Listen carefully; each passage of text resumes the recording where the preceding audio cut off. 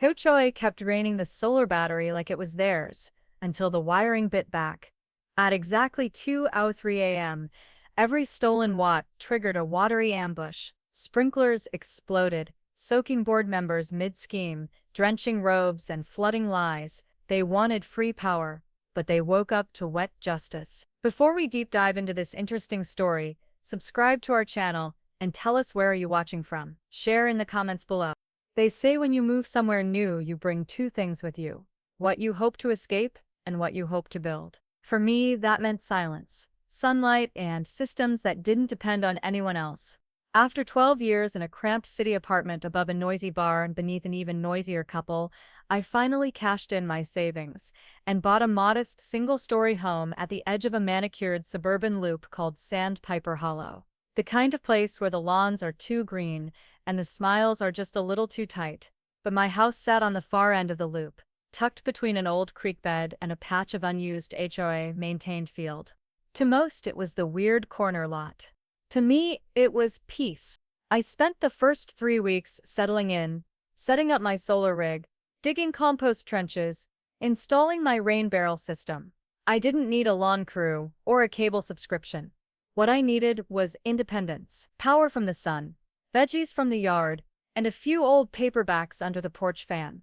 I still remember the first morning I brewed coffee using just stored solar energy.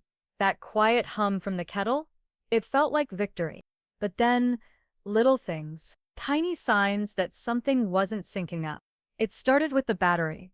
I have a 14 kWh lithium unit, plenty of capacity for my usage. I monitored the draw daily, always have, but I began to notice weird dips overnight. At first I thought I'd left the mini fridge door ajar, or maybe the inverter was cycling inefficiently. I rechecked the system. Everything was in spec. Yet somehow, each night, between 1 a.m. and 3 a.m., the battery would drop 10. I tried sleeping through it, chalking it up to settling, system stress, or maybe even a learning curve. But something kept gnawing at me. It wasn't just power vanishing. It was control, autonomy, something I thought I'd finally earned. Slipping away in silence. And then came the letter, folded neatly inside a glossy trifold newsletter, labeled Sandpiper Hollow. Monthly Moments was a courtesy notice, printed in soft blue ink. It read, "Dear resident, we notice some elements of your exterior design may fall outside of the community's aesthetic harmony guidelines.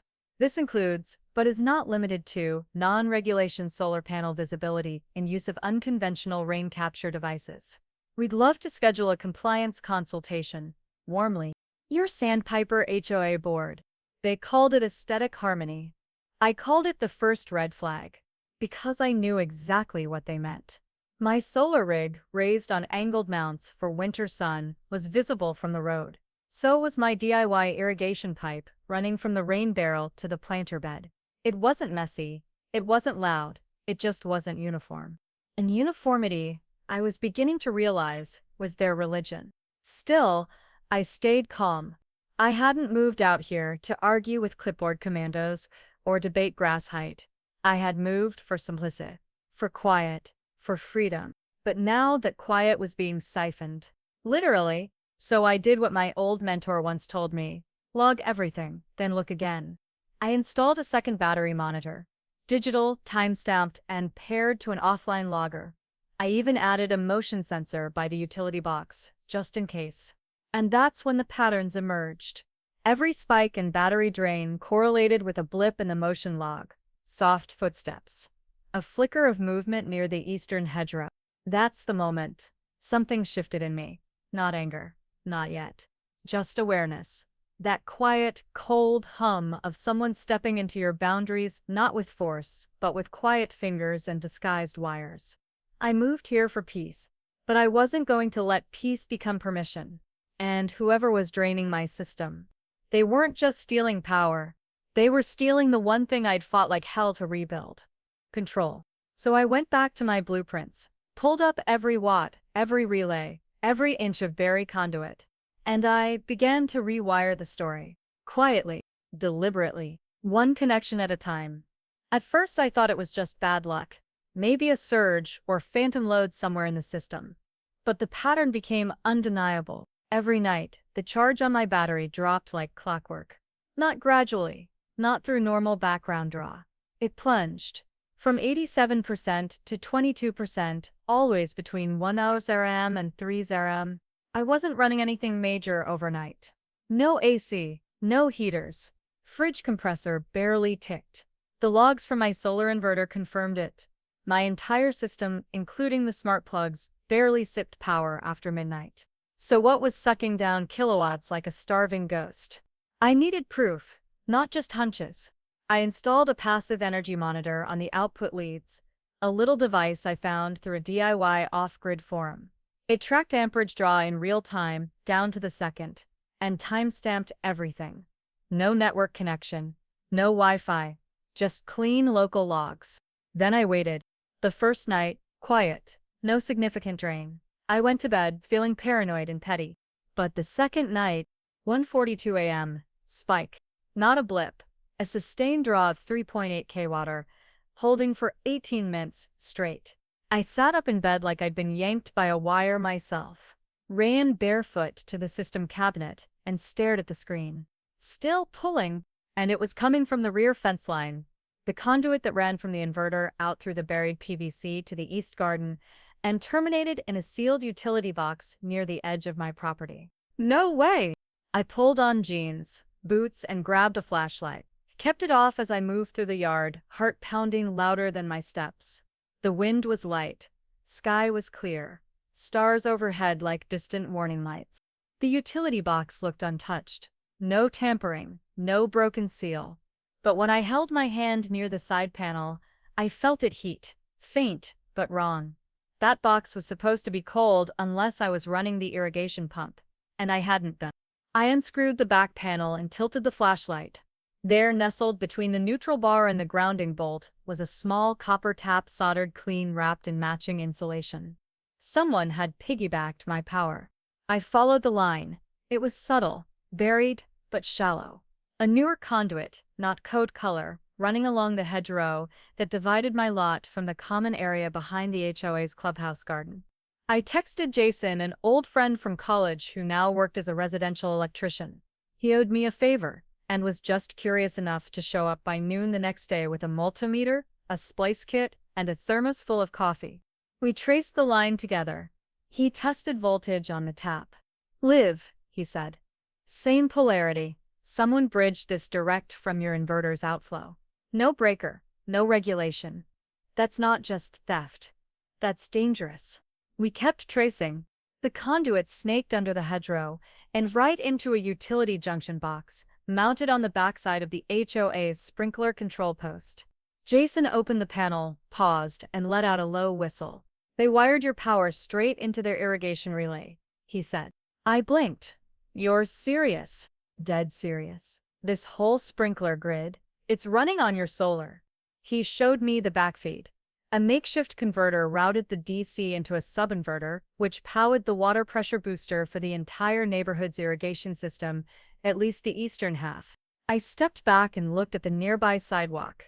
Right there, at the foot of the path, was one of those polished brass plaques, sustainably watered by Pine Creek HOA, Community Innovation in Action. Community innovation. I nearly laughed. They'd tapped my solar power without permission, without compensation, and dressed it up as eco-conscious HOA pride.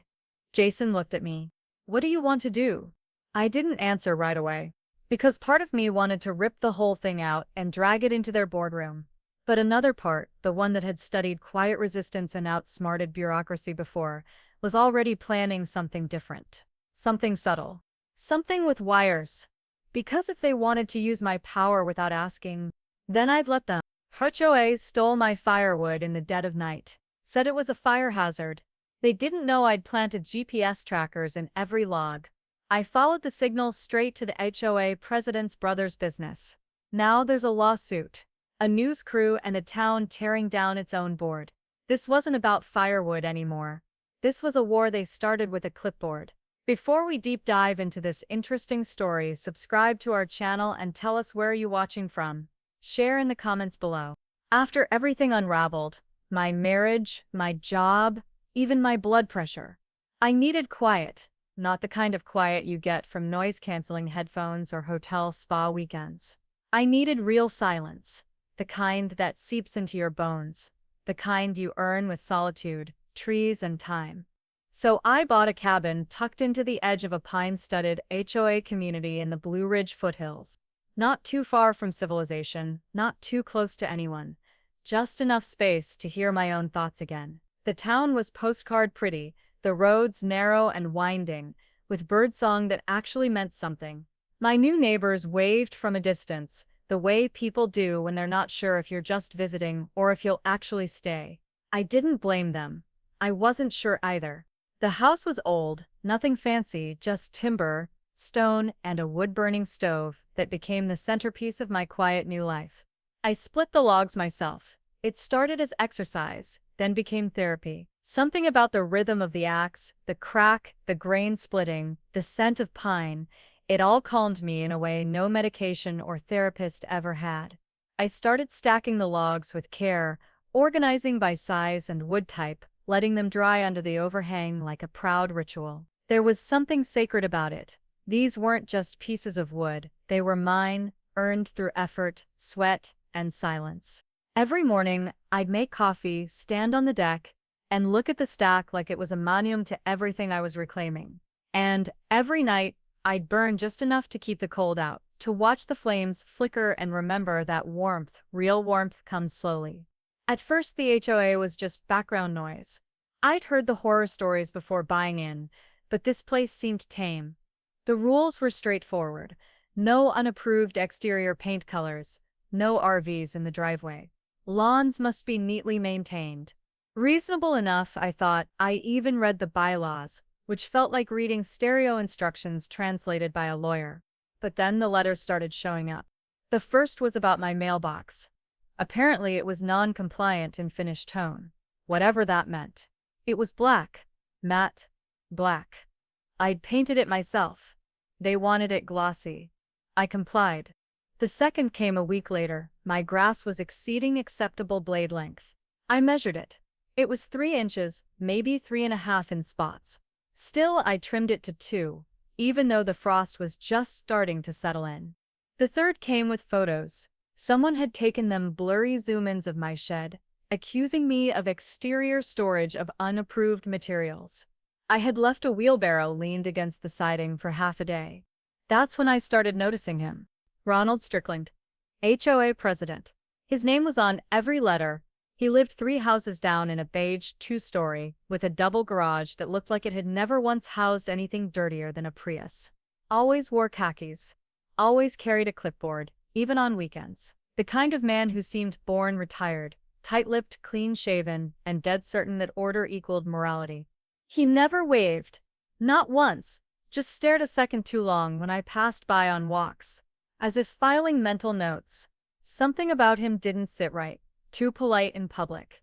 Too involved in private. I got the feeling Ronald didn't just follow the rules. He fed on them. The thing is, I kept playing along. I needed this place to work. I needed my quiet, so I kept my head down and my logs stacked high. The pile grew. By October, it was nearly 5 cords, seasoned, split, and neatly tarped. A wall of warmth waiting for winter. I took pride in how perfectly it was stacked. Bark down, ends aligned. It reminded me that I could still build something solid, something that would hold even when everything else fell apart. But it turns out, someone else had been watching the pile too. I didn't know it yet, but my piece was on borrowed time. Something was moving beneath the quiet, beneath the rules and the warning letters and the clipped grass, something colder than frost and twice as patient. I would have laughed if you told me that Firewood, of all things, would be the first shot fired. But in a neighborhood like this, the wars don't start with fists. They start with forms. And mine had already been filed. I stopped reacting. That was the first move. No more angry emails. No calls. No door knocking. I went still. I let them think they'd won, that I'd been broken by a vanished stack of wood and a cold clause buried in legal language. I even sent a follow-up email to the HOA with a tone I hadn't used since I worked under toxic bosses. Thank you for clarifying. I now understand the importance of HOA fire safety guidelines. I'll make sure all future materials are compliant. It was bait, and they took it. I spent the next 3 days building a new woodpile. Not as tall, not as wide, smaller, neater. I set it up precisely 18 feet from the house. Used a measuring tape, marked the gravel. I even printed a firewood boundary diagram and taped it to my shed. The whole thing screamed, "Look at me, I'm obedient." But inside those logs were teeth. Tiny GPS trackers, the kind sold for tagging drones or bikes, discreet and hard to detect. I ordered decks of them off eBay, made sure they were preloaded with long-life batteries, and carefully sealed them in waterproof tubing before embedding them into the hollowed-out ends of a few select logs. The kind of firewood that wouldn't get burned but would definitely get moved. Once in place, I named the devices something boring: workshop tools. Just in case anyone stumbled onto the signal, I downloaded the tracking app, gave each log a unique name, Ash 1, Ash 2, all the way to Oak 3, and tested the range. It worked. Within a mile, the signal was crisp. Outside of that, the logs would still ping via mobile towers every few hours. Enough to trace. Enough to prove. Then I waited.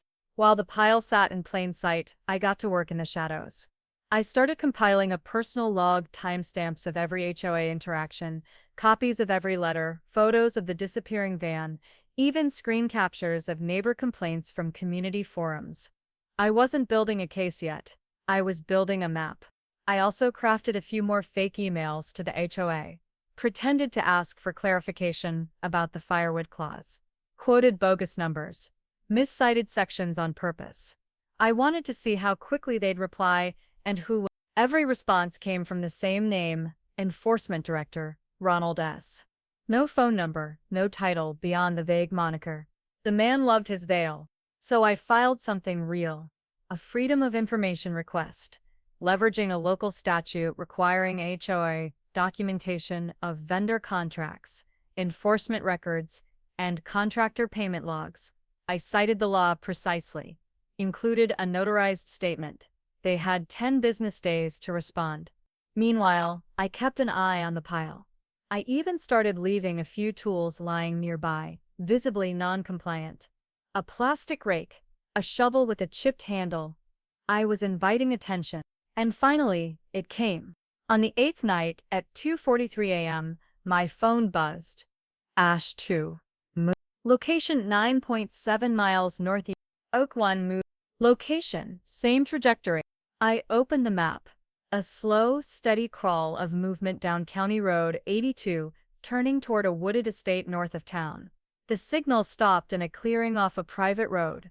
Coordinates placed it inside a gated property. I logged the location, took screenshots, and waited. 2 hours later, the same signal moved again, another 6 miles. This time, it landed at a Marcel lot, labeled Pinecrest Landscaping and Seasonal Sales. The tracker stayed there for the rest of the day. So did 3 others. The next morning, I took a drive. From across the road, I could see it. My logs. My split stack style was unmistakable. The tarps were different, but the base structure was mine. I saw Ash 1's distinct knot in the side grain. They hadn't even bothered to break it down. Inside the lot's office sat a man behind a desk, covered in firewood, samples, and mulch brochures. I didn't go in, I didn't need to. A sign near the driveway read, "Family owned since 1992. Managed by Derek Strickland." Strickland. Ronald Strickland. HOA president. I drove home smiling in disbelief. The president of our HOA had a brother or cousin or nephew running a private landscaping business. The same business, apparently, that was disposing of unauthorized firewood for community safety. They weren't enforcing rules, they were running inventory.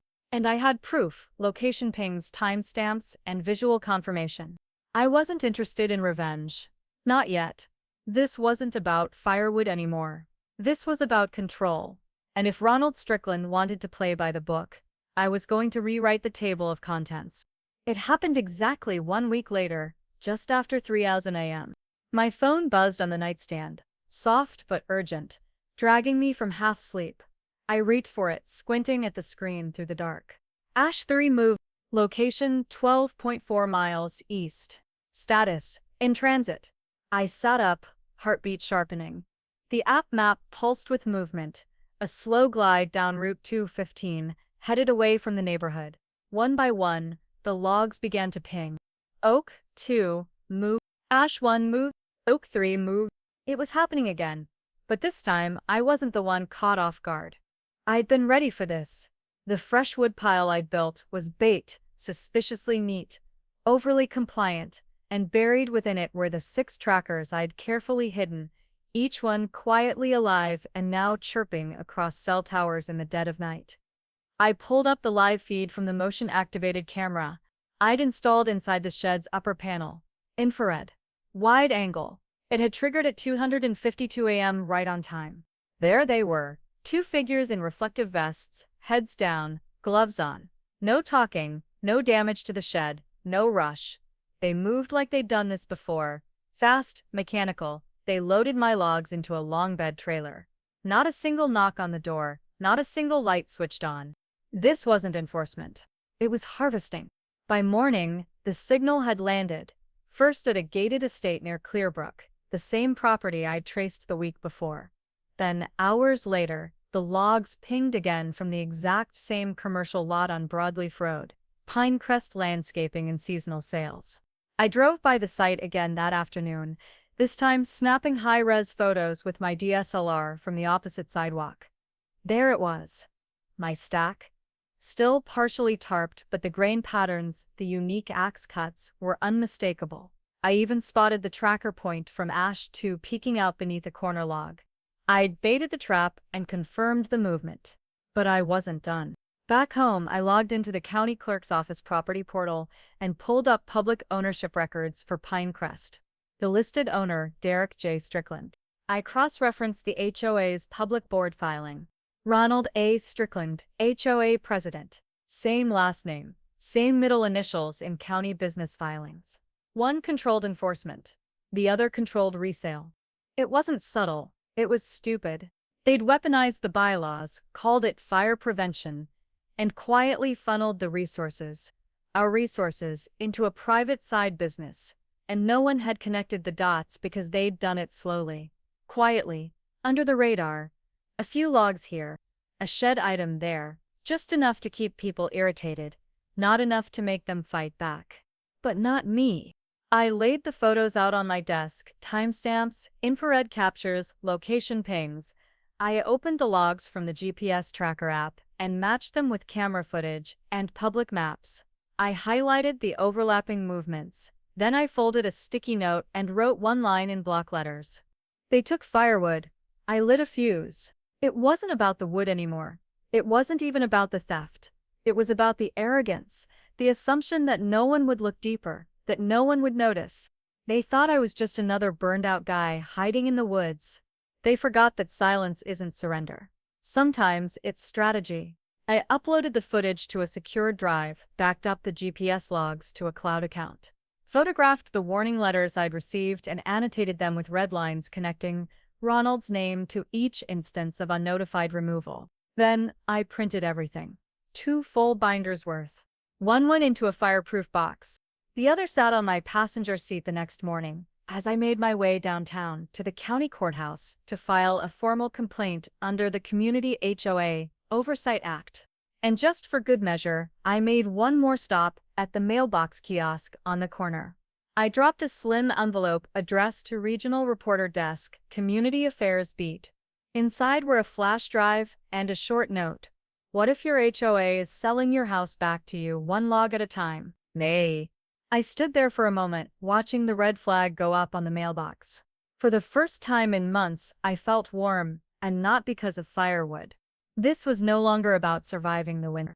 It was about burning down the lie they'd been hiding behind. The trick to lighting a fire isn't in the flame, it's in the preparation. The same goes for lawsuits. By the time the HOA realized I wasn't just chopping firewood anymore, the kindling of their own corruption had already been stacked. Neatly, patiently, piece by incriminating piece. The binder on my desk now weighed close to 5 pounds. Inside, GPS logs with timestamps tracking my stolen logs across county lines. High-resolution stills from my shed's hidden camera, complete with infrared overlays. video clips showing the logs being loaded onto a trailer, a detailed map showing the movement from my property to the sales lot, county business registry printouts, connecting Ronald Strickland to Derek Strickland, side-by-side images of my original firewood stack and the one for sale at Pinecrest Landscaping. Every page was labeled, indexed, and backed up twice. Once on a physical USB, once in the cloud under a dead man switch email. I'd spent years working in operations before I burned out. Logistics, compliance, paper trails, that was my native language. They thought I'd walked away from that life. And I had. But I didn't forget how to play. The first thing I did was file a small claim suit against the HOA for property theft. I kept it focused and clean. Not a revenge move, just a claim backed by location data, physical evidence, and the market value of 5 cords of seasoned hardwood. I cited state statute, unauthorized removal of personal property without due notice or consent, regardless of HOA guidelines, when evidence of resale exists. The second action was sharper. I submitted a formal complaint to the state HOA Oversight Committee, attaching my binder's contents in digital form. The letter was short and clinical.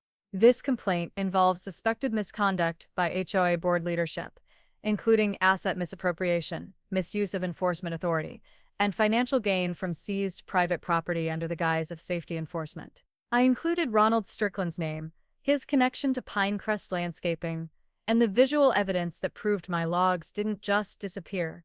They were laundered and resold. The third move was quieter, but louder in effect. I created a new Gmail address under the name Daniel L. and contacted a local investigative journalist who specialized in HOA corruption. Subject line: Logs, Laws, and Laundering, HOA Grift in Broad Daylight. Inside the email was a brief summary and a link to a Dropbox folder containing selected photos and documents. I didn't sign it, just ended with, "What's stolen in silence deserves to be heard out loud." The fuse was lit. Now, I started reaching out to others, not loudly, not with flyers or mass texts. I picked my conversations carefully, one-on-one, in person. Mrs. Rundle, the one whose garden bench had mysteriously vanished. She still had the original HOA violation letter, and she'd taken photos. The retired couple who lost their solar heater. They had proof of purchase, and a contractor quote that contradicted the HOA's reflective surface excuse. Another homeowner, Brian, told me his son's swing set was dismantled while they were visiting relatives. No warning, no fine, just gone. He'd let it go, assuming it was his mistake. They all thought they were isolated cases, that their loss was a fluke or their own fault. But when I showed them the pattern, when I laid the binder open in front of them, the silence broke. "This isn't enforcement," I told them. "It's extraction." Some were afraid to get involved. Others leaned in. But the most surprising response came in a manila envelope slipped under my door one evening. Inside was a handwritten note on legal pad paper. "I was forced out of the board last year. Rigged quorum. Ask about the March vote audit. Never filed." They blacked out the meeting minutes. HOA VP, name's Karen Wells. "I'm willing to talk." And she did.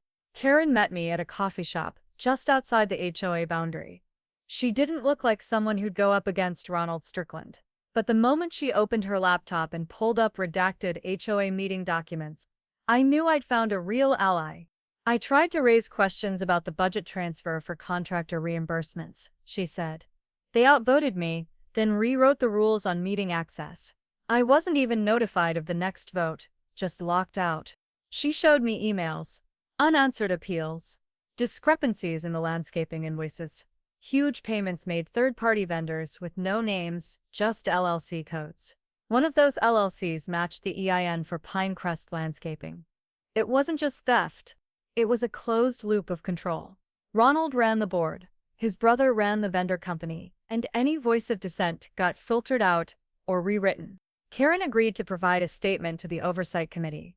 She also gave me copies of her documentation, filling key blanks I hadn't even known existed. Now I had motive, method, and insider corroboration. The legal ember wasn't just glowing anymore, it was smoldering. I wasn't looking to destroy the HOA. I was looking to disinfect it, to drag it into the daylight and watch the mold shrivel. And the next steps would do exactly that. Because justice, like fire, needs 3 things: fuel, heat, and oxygen. And I was finally breathing again. Your cease and desist letter was received and noted. Please be advised that any further communication from your board may be used as evidence in the pending small claims suit. Additionally, if this HOA continues to obstruct requests for transparency or misrepresents the nature of its enforcement actions, I will be forced to file a motion for subpoena regarding all vendor contracts issued in the past 18 months, including but not limited to those involving Pinecrest Landscaping, registered to Derek J. Strickland. The silence that followed was palpable. For the next week, I started receiving mail that didn't quite feel like mail. Anonymously typed complaints from concerned residents. A photo of my backyard with non-conforming lawn furniture circled in red pen. A flyer slipped under my door for HOA recall petitions. Neighbors against nuisance.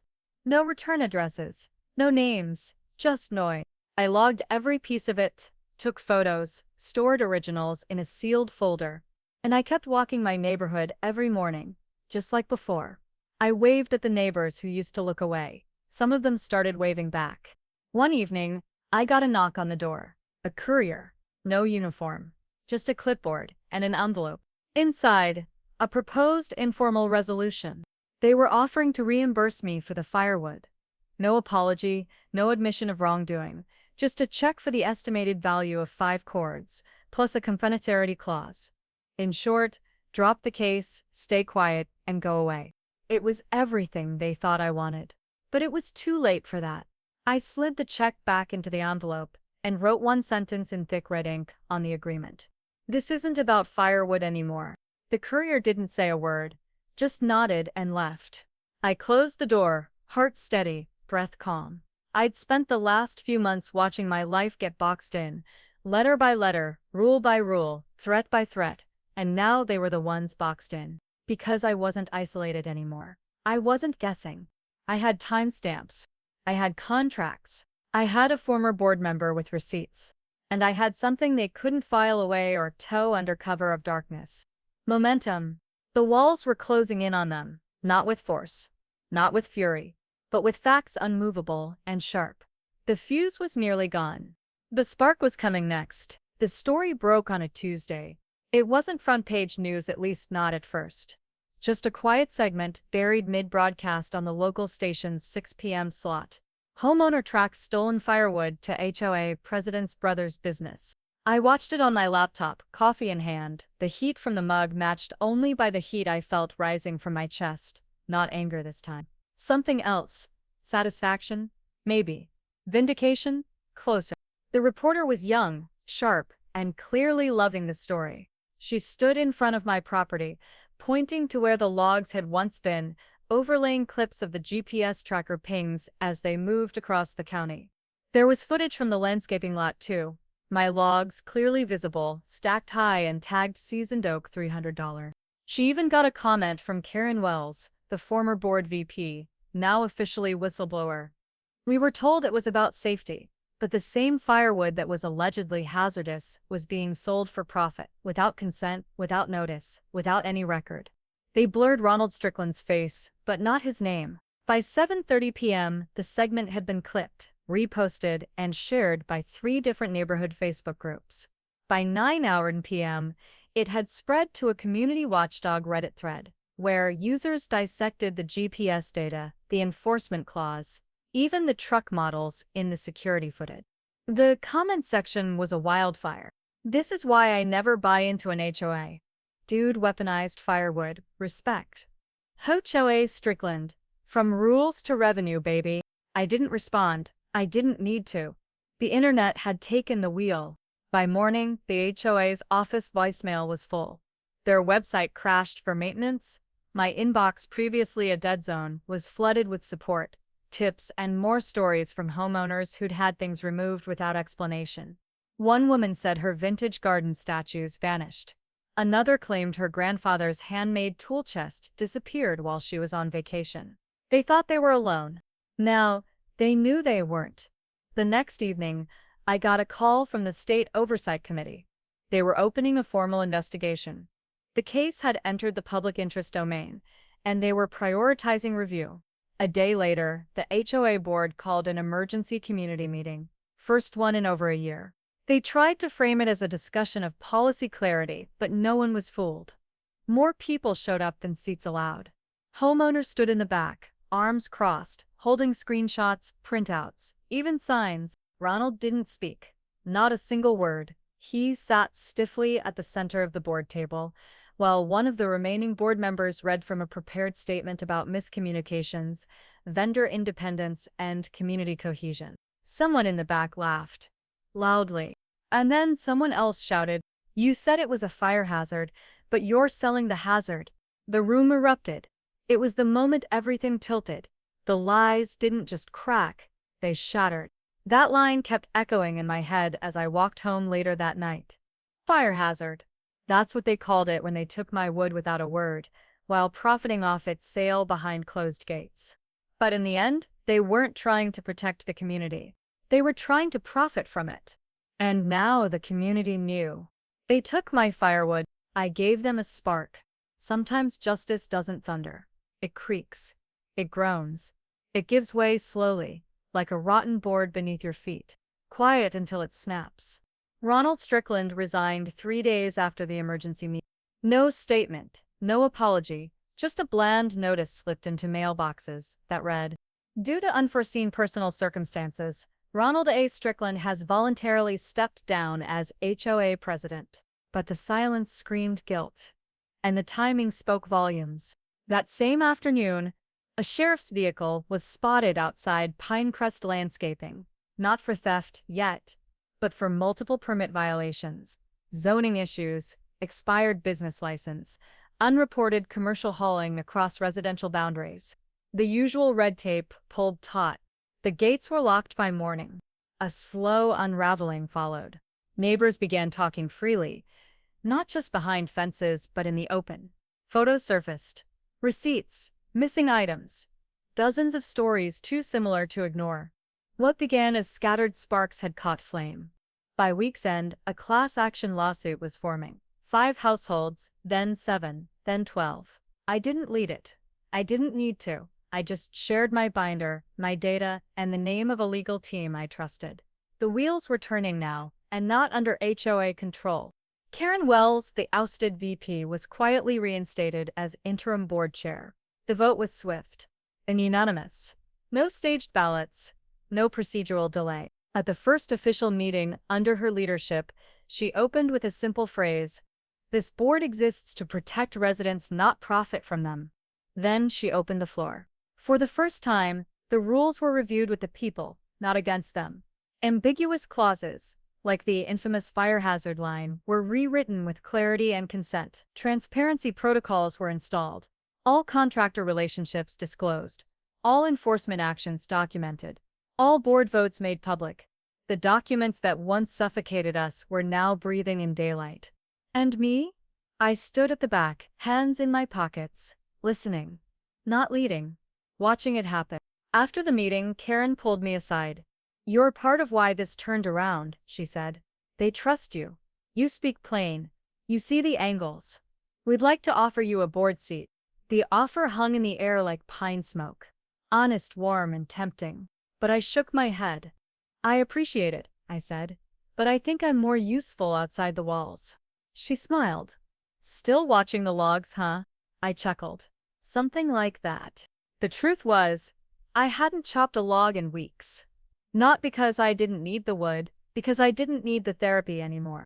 My firewood stack, now fully respected and untouched, stood taller than ever, but it was no longer about survival. It was a monument to everything that had changed. Not just rules, but trust. Ownership. The power of silence turned sharp, of stillness turned strength. That night I lit a fire. Not out of anger, out of peace. As the flames caught, I sat back and listened. Not for footsteps, or vehicles, or night movement. Just the crackle. The pop. And the neighborhood, finally at rest. Winter came slower than usual that year. I stacked the last of my firewood that week. My wood untouched, unbothered. No warnings, no letters, no threats disguised as community concern. That night I lit a fire. Not out of defiance, but out of something more peaceful. Something earn. I didn't rush the match. I let it catch slow. Let the bark curl and the sap hiss before settling into the deep, steady hum of flame. I sank into my old chair, mug in hand, and let the warmth wrap around the room. The logs crackled like punctuation marks in a story that had finally been told. Outside, the wind moved through the trees without resistance. No motion lights flared. No vans idled at the end of the drive. No HOA letters waited in the mailbox. The wait was gone. In its place, space. Breathing room. Ownership, not just of my home, but of my voice, my rights, my presence. Looking back, I never wanted to be a symbol of anything. I just wanted peace. But sometimes peace has to be protected, even defended. Not with fists, not with fury, but with records, facts, and a refusal to be quietly erased. The HOA was still standing, reformed, transparent, and a little humbler. Karen led with a steady hand. Neighbors now spoke at meetings without fear. Complaints were filed with names, not shadows. And enforcement, if it happened, came with respect. The lawsuit moved forward, slow but steady. Depositions, settlements, apologies. It wasn't about revenge anymore. It was about making sure it couldn't happen again. As for Ronald and his brother, well, the Strickland name didn't carry the weight it once did around here. The lot stayed shuttered. The truck was never seen again. Funny how fire can cleanse without burning everything down. In the end, I didn't win with rage.